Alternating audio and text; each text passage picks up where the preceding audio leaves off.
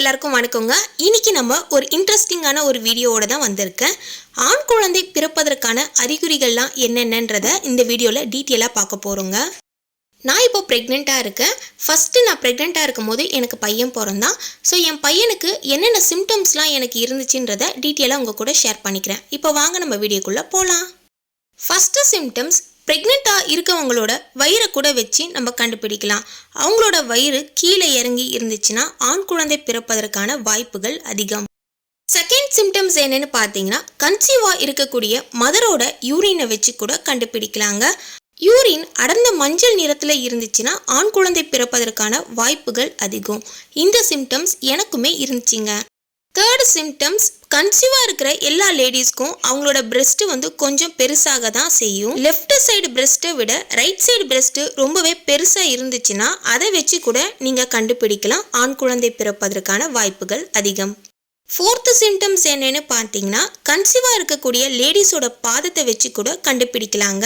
அவங்களோட பாதம் எப்போவுமே குளிர்ச்சியாக இருந்துச்சுன்னா ஆண் குழந்தை பிறப்பதற்கான வாய்ப்புகள் அதிகம்.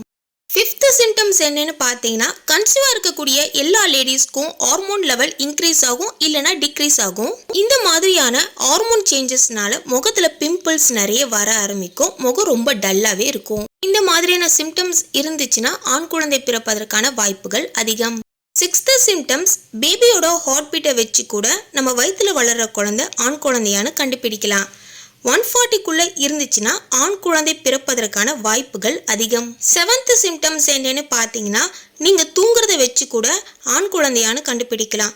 நீங்கள் லெஃப்ட் சைடு தூங்கும் போது ரொம்ப கம்ஃபர்டபுளாக இருக்கிற மாதிரி ஃபீல் பண்ணிங்கன்னா வயிற்றில் வளர்கிற குழந்தை ஆண் குழந்தை பிறப்பதற்கான வாய்ப்புகள் அதிகம். எய்த்து சிம்டம்ஸ் என்னன்னு பார்த்தீங்கன்னா, வாமிட்டிங், கொமட்டல் ப்ராப்ளம்ஸ் இல்லாமல் இருந்துச்சுன்னா ஆண் குழந்தை பிறப்பதற்கான வாய்ப்புகள் அதிகம். நைன்த்து சிம்டம்ஸாக இருந்துச்சுன்னா, உங்கள் வயிற்றில் வளர குழந்தை ஆண் குழந்தையாக இருந்துச்சுன்னா கன்சீவாக இருக்கிற மதரோட கைகள் ரொம்ப ட்ரையாகவே இருக்கும்.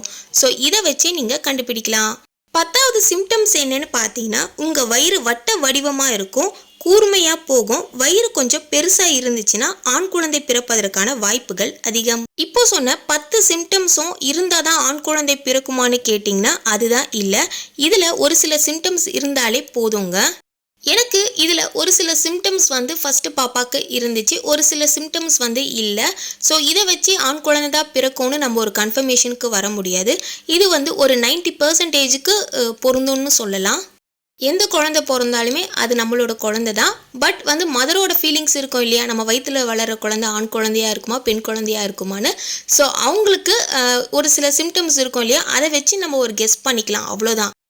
இந்த வீடியோ பதிவில் ஆண் குழந்தை பிறக்க போவதற்கான ஒரு 10 அறிகுறிகளும் உடலில் ஏற்படும் மாற்றங்களை பற்றியும் தெரிஞ்சுக்கிட்டோம். இந்த வீடியோ பதிவு உங்களுக்கு பயனுள்ளதாக இருந்துச்சுன்னா நம்ம சேனலை மறக்காமல் சப்ஸ்கிரைப் பண்ணிடுங்க. Thank you so much. பாய்.